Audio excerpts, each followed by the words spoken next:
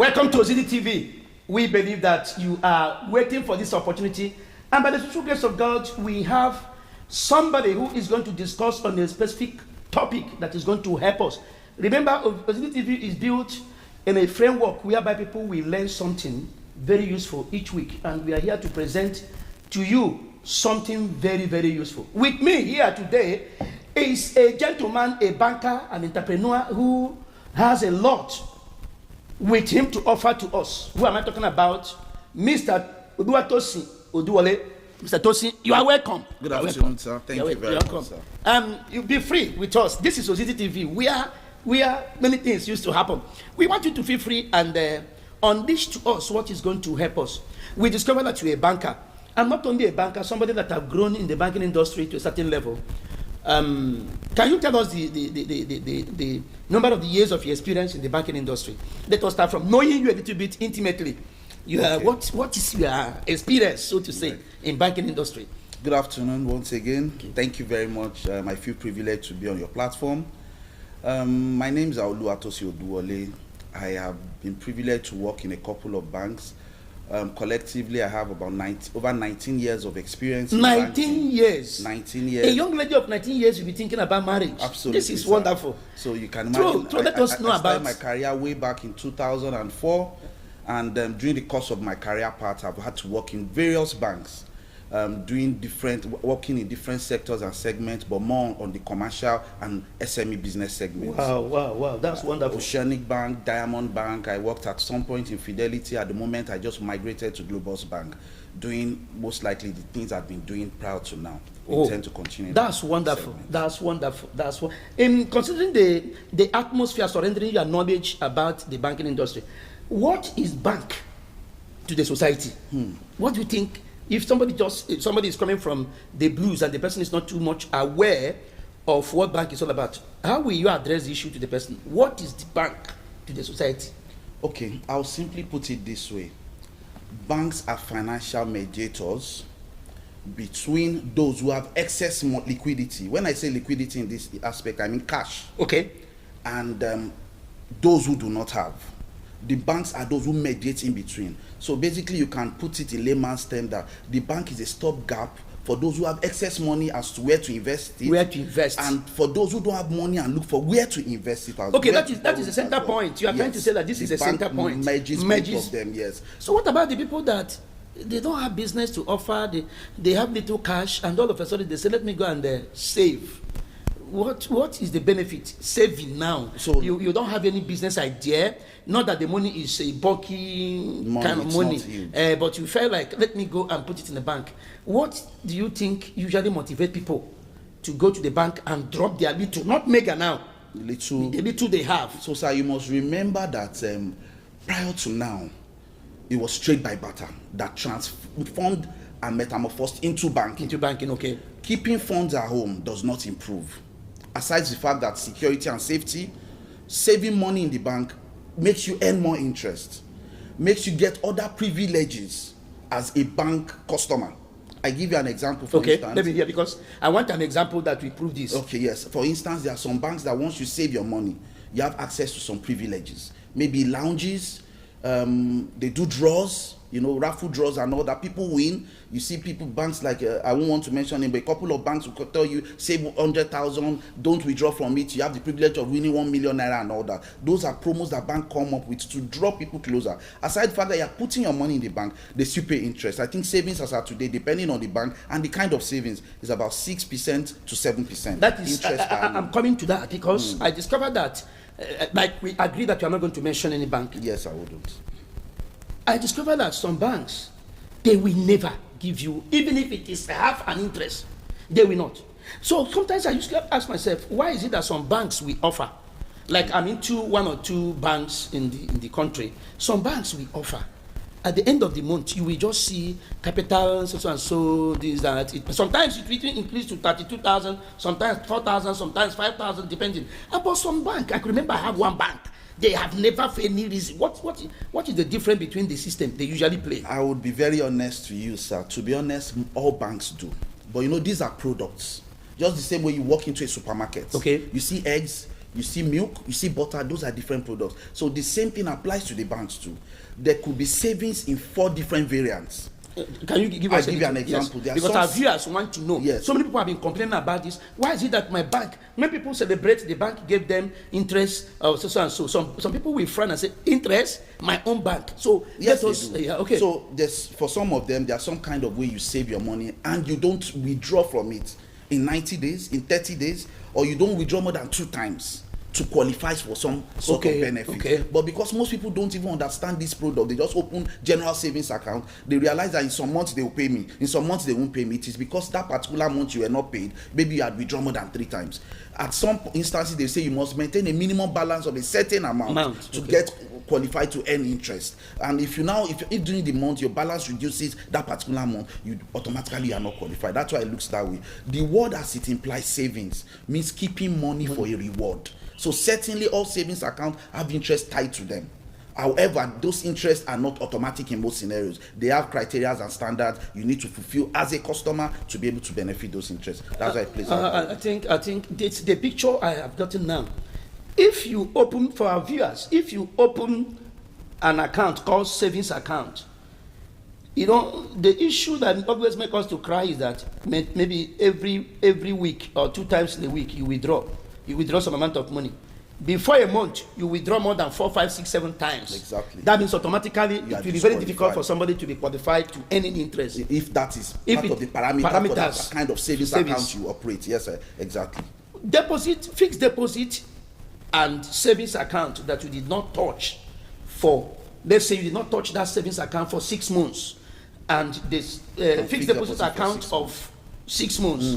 What is the difference? Okay, so before I answer this, I'll quickly like to chip in something. I tell people and my friends too that your doctor, the way you have a doctor who attends to your medical needs at all times, is good to have a banker.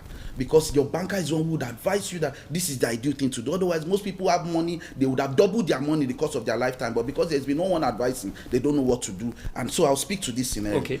In the course of depositing money in the bank, either through savings or fixed deposit, there's something also called call deposit. Call deposit. C-A like phone call. C-A-double-L. C-A-double-L. Yes. Call deposit is similar to fixed deposit, right? But the only difference is that at any point in time you want to collect your money on your call deposit, there's no penalty charge. There's no penal charge for withdrawing your money. Any amount at any point in time. Even if you want to withdraw the whole thing. Even if it's after 2 days you put it. Okay. Even if it's after 30 minutes, no penal charge. But the difference between that and fixed deposit is that if you do not finish your cycle, for instance, fixed deposit is placed over a period of say 30 days, 60 days, 90 days, 180 days, 365 days. So if I place my money in fixed deposit for 365 days and I come after 30 days and say I want it, usually based on modus operandi of several Nigerian banks and from my own experience, a penal charge of 25% of that amount, not of the amount, on interest accrued is charged you. For instance, you have say 1 million naira in fixed deposit. Over the course of 30 days, 100,000 interest has accrued, and you now come and say you want to liquidate, you want to take your money. They will pay you 1,075,000. They take 25% of the interest that accrued. So you still earn money. And to be honest, the reason why it's more depending on how consistent or how frequently you would need that money. The reason it's better to do fixed deposits is because the interest rate for fixed deposits is far higher than what you see on savings. Okay, that's the difference. Okay, coming to the issue of deposit, what convinces a bank that they are having a good business relationship with a depositor? Sometimes when you enter and they check how much you have in your bank account, and they say okay, but once they open the account and discover that there's a lion there. You said it all, but to be honest, in the first instance, all customers are depositors. Okay, so all customers are good. We place preference to every customer. However, just the same way it's in the mosque, the church, at the airport, at general events too, a man who has taken his time to work hard and has maybe 2 billion naira, you most likely will not get the kind of preference with a man who has just 10,000 naira. That is in place. However, both of them are customers. So yes, we place value on balances. Most especially genuine money. Banks, yes, in as much as the fact that our business is money, money business, we place preference on the genuineness of your money. So long as your money is clean, and if the balance is huge, yes, you get some perks and will give so much preference. So basically, it's the balance we look at. And that's what determines the size of the bank too. When you have 10 people who have 10 billion, you can't compare it with when you have 5 million people who have 5,000. You will be a bigger bank automatically. So we place preference to those kind of customers more. Yes, sir. Okay, now, in a case when a customer couldn't meet up to the loan agreement he had with a bank. Haven't been availed the facility, yes. Right? So what are the approach the bank will use to have a good negotiation and a good working relationship? So this will take me back to the first thing I said, saying your banker is like your doctor. You know, yes, in the bank, in the first instance, if you look at the CBN criteria even for giving out loans, there's something called provisioning. While you give out a loan, in the first instance, we make provision for that loan. In the instance it goes bad, although the loan hasn't gone bad, we are just giving it to you, but we assume in case it goes bad, let's set out a certain amount, and that's why we keep setting it out till the tenure of that facility. We understand as bankers too that business could go wrong, and it was never your plan. So when your banker is your doctor, when is your financial your financial doctor, he would be able to look at it and say, okay, things are wrong now. We still have empathy. We are not people who come after you on the day it's good alone. The days that are bad, we stand behind you as your partners too. So basically, we partner with our customers. When loans are bad, we sit you down, look at your cash flow. There's something called cash flow in everybody's business, which ascertains the volume of your business, what you have the capacity to do as a business at that particular time. We can restructure your facility. We can do a full and final payment for you. Depending on your sector of business, there are some businesses that what will work for that business to remain in business will be a full and final payment. So I've given you a loan of 10 million. Things are tough now. Do a full and final payment. Pay me 5 million, let me go. And I'll write off all the remaining. Because if I restructure it for another 24 months, because we are bankers, we can also still project the economy. I know that in another 8 months, this business will die. So there's no point restructuring it for 24 months. Yeah. I won't get my money, and at the end of the day, I'm still stuck. Then the bad loan comes back again. So you just do a full and final payment, get maybe 50%, 70% based on the person's cash flow, you move on. But if you are certain and know that if I give this person a longer term, he will be able to pay me back, then you can restructure the loan. So before a loan is being given, what are the conditions? What are the things bank put in place before they will give you a loan facility? Yeah. So every bank has their risk appetite and risk criteria. However, in credit, there's something they call 5 C's of credit. I think that should be, if I remember well, capital, capacity, character, collateral, and condition. For every elementary risk asset manager, those are the things they put into perspective. We check your capacity. Capacity basically has to do with how your standard is, your strength as to repayment of the loan. We check your collateral, although this is not in terms of how we do. I'm just picking it up. Yeah, okay. We check your collateral, we check your capacity, the condition, we check your character.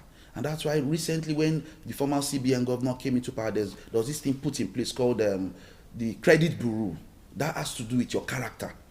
So we check if you have an NPA, a bad loan somewhere or not, okay, before we even think of availing to you. Okay. Then we check your cash flow. Can this business pay itself back? Because to be honest, every loan given out to a business, you must look at it to be sure that the business can pay itself back. Yes. If it cannot, if we are relying on a subsidiary or a sister business, then we check the cash flow of that business. So I think the most important of this is before we even give it out, we check how is our money coming back. Okay. So once we are sure that this is how it will come back, in line with the cash flow of where the money is coming, we structure that loan. You know, facilities or loans are not but one size fits all. We give out overdrafts to some people. We give out term loan to some people. Some people, it is letters of credit, depending on their segment and sector of business. For a day-to-day trader, for instance, what works for their business is an overdraft. The moment you give them a term loan, or they walk into a bank to receive a term loan, the loan will go back. Because the repayment is not structured with their kind of business. Okay. A term loan works for an engineering company, for instance, that receives payments staggeredly. Or maybe a construction company like that maybe gets money every 30 days from its counterparty and all that. A term loan might work in that instance. You see, why do you know? I discovered something. Sometimes you discover that a company will collect loan from a bank and divert the money to something else, and that's dragged me to a question I have for you. Why do companies take cash-backed loans instead of using their own funds? Well, yes, this is a very, very good question. You know, cash-back loan, most people wonder, I have the money and I'm coming to back the bank, giving you the money. You give me 80% of it. For most people, it's for several reasons.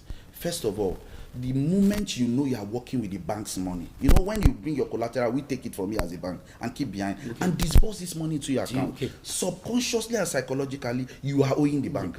You are more effective. You are more prudent. This is not bank loan. No, you don't see your money again. The moment you give it to us, we keep it at the back end. You don't see your money. What you keep seeing is your loan with the bank. That keeps you having sleepless nights. Also, challenges you to say this business must succeed. This loan must not go bad. It's at the end of the day, and if you negotiate well in some instances, that your money you bring, we pay interest on it. But you know, everybody's in the business of maximizing profit. If you are not aware, we might not pay interest depending on negotiation. But if you are aware, we can pay interest on your money while we still give you a loan and your money is collateral. But it makes you more effective and prudent as a manager of fund. That's one. Then secondly, during the course of your doing your financial for tax purposes, it helps you. You can write back, and you know there are receipts, deposit receipts we will give you that you can use to request for tax rebate on your tax because you are taking a cashback facility. Like I asked before, yes, sir. What exactly used to force people when they take loan, instead of making adequate use of that money for the particular purpose they fill in the form, this is what I want to use that money. Why is it that sometimes you see them, that is the time somebody will think about buying Jeep? That's the time somebody will think about finishing his house. Or marrying a first wife, or even second. It's on case it's even second. So what do you think usually make people to take that, to be honest, particular sideline decision? It's the African mindset, to be honest. But I would even want to put it this way, which is what we've seen more recently. I think this economy, the Nigerian mentality, the Nigerian institution, Nigeria as a country has even moved beyond people going to think of second wife. But what we see more often nowadays is taking the loan and using it for another quick business other than from the purpose it was availed. And that's the mistake people make. Sir, I put bank loans to you as something a little spiritual. That's what people do not know. In the sense that once you get a loan for a particular purpose in the bank, the moment you divert it, that loan will go bad. 85% of times. You know why? It is structured for purchase of laptops. Okay. Now you are using it to buy pure water. The cash flow from pure water and receivables from pure water is not the same with laptop. So you have just created a bad loan. But usually they don't talk quickly. They think, let me quickly do it and come out. Then they do it and get stuck. And it keeps applying, increasing. By the time the bank finds out, a bad loan is in place. And of course, that's not good for any business's integrity, because you have the credit check I mentioned earlier. They report you and all that. That brings us to another section of the question. What sectors or businesses do banks usually shy away from when they tend to lend a loan facility? This is a very, very, very good question, and I would like to speak to this really. You know, basically, there are different segments and sectors of risk asset or lending to customers. The corporate sector, the commercial sectors. But under these commercial sectors, banks don't rush into every sector like that under commercial. Like for instance, most banks shy away from this mining business. Okay. If you notice, even under the Nigerian constitution, prior to now, we didn't have a minister for mining. It's a new sector that people have not fine-tuned the modus operandi. We've seen scenarios where money had gone there and it went down the drain. And banks honestly have the most reliable database and history of financial, structures and things in the economy. So when we say we are shying away from mining, it is because that sector, several banks have tried it and they got their fingers burnt. It's not yet structured yet. Most time to the haulage sector, that's haulage. Okay. Banks shy away from that business too. The reason is because I tell you, with the way Nigerians are orchestrated, except you have a truck and you drive it alongside your fleet of trucks, it will go wrong. And we've seen over time where people get betrayed, even with the tracker you put on the truck, they sell your trucks and all. So because of that, banks shy away from that as well. Those two sectors, most times, or sometimes, some banks too do not have appetite for perishables. Like for instance, fish business. It's brought in cold. Poultry. What about poultry? Well, that comes under agric. Banks really encourage that. I think there should even be some intervention for agric and all that. So that's poultry business is well welcomed. But perishables, no. Chocolate and all that, they shy away from that, but that's perishable as well too. Okay, finally, if I'm permitted to use that word, can you give us a brief explanation of how international trade works between the banks and its customers? International trade. Okay. How? Because so many people want to launch into some international trade, but they don't really know how it used to work. That's true, sir. I can give a brief on this. Like I tell people, if you understand how a bank draft works, it is the same way a bank draft works, that a bank guarantee works, and that is the same way a letter of credit works. The only difference is that in bank draft business, it is you and I doing business and I'm raising a draft for you. Okay. The moment I give you a bank draft, you are certain you have money. You are sure. I cannot dupe you. Once a bank draft comes back failed from clearing, it means that bank has liquidated. So what it means is bank draft is collateral, is money. It's waiting for you in that other bank where it was issued, ab initio. The same thing works with a bank guarantee, where you have people do business in maybe construction, or you want to supply and you need some sort of comfort, people issue bank guarantee. Once a bank guarantee is issued from a bank to you, it is cash. You will cash it and you are sure you can go and sleep. Now that takes me to the trade, international trade. It's the same thing with letters of credit. The only difference between the first two I mentioned is they are denominated in naira. Letters of credit are denominated in dollars. Dollar is the SI unit for international trade all over the world as of today. Now, so that you can sleep with your two eyes closed and be comfortable, and I want to do business to you in France, Vietnam, and all that, the only way I'm certain you will not dupe me is for you to give me a letter of credit. Letter of credit. There are different which will come from the bank.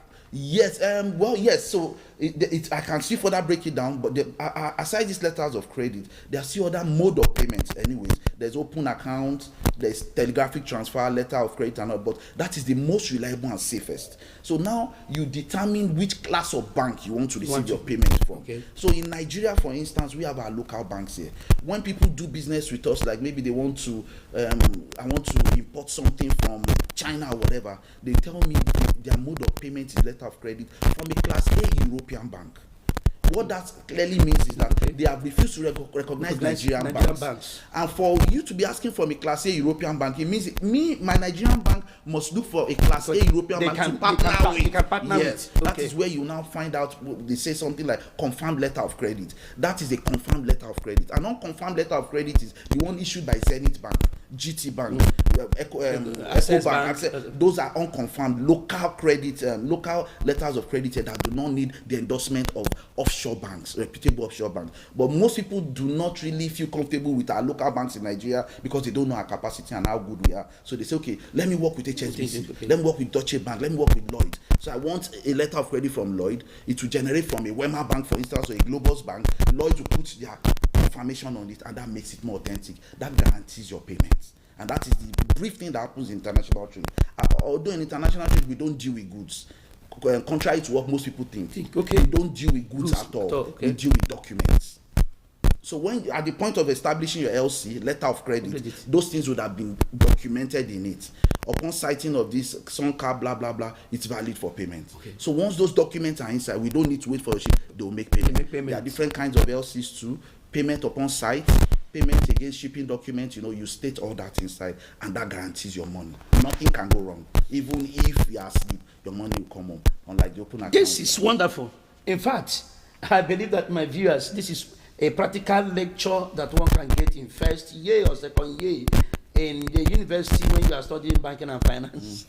Thank you very much. I feel privileged. You really tried. In fact, you have given me, even me, who is anchoring this program, I can go back home now and start to think about investment. When you talk about investment, some delivered people will say you are wasting your time. What will bank offer to you? Because you don't really know the particular area the right area to invest. To put your money. That is what you gave to us is a lecture that will go a long way. I believe that my viewers must have captured or grabbed so many things that will help them, more especially for those that want to dabble into good businesses, because I know that the society now is looking for good investors. And by the true grace of God, many will use what you've taught us today to go a long way. We really appreciate your coming. Thank you very much. We really appreciate your coming. This is Ozidi TV, and we want to thank our beloved guest in the person of Mr. Luatosin Oduwole. Yes, sir. We say thank you for coming to this particular program at this platform, and we discovered that you really lectured us as somebody who is there. When somebody who is there is talking, you will know.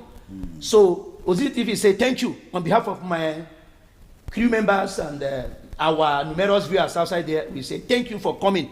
We so much love your lecture, and we want to offer you our little gift so that wherever you are, you will always remember us. Thank you so much. It's a platform where we don't talk only the church issue or whatever. We talk general issues of life, both the church, both how to live a good life, how to manage resources, how to be perfect in whatever the person is doing, how to improve your professionalism. And today, we have heard about the value of banking industry. Yes. And we say, take this and remember us. It is Thank well you with so you. much, sir. God bless you. I feel God so bless you for coming. privileged. Thank you very God much, bless you sir. for coming. Thank you, You sir. have watched so well. This is Ozidi TV. Until we meet next time, continue to watch. It's an entertainment planet, and you cannot miss what we usually offer. It is well with you. Amen.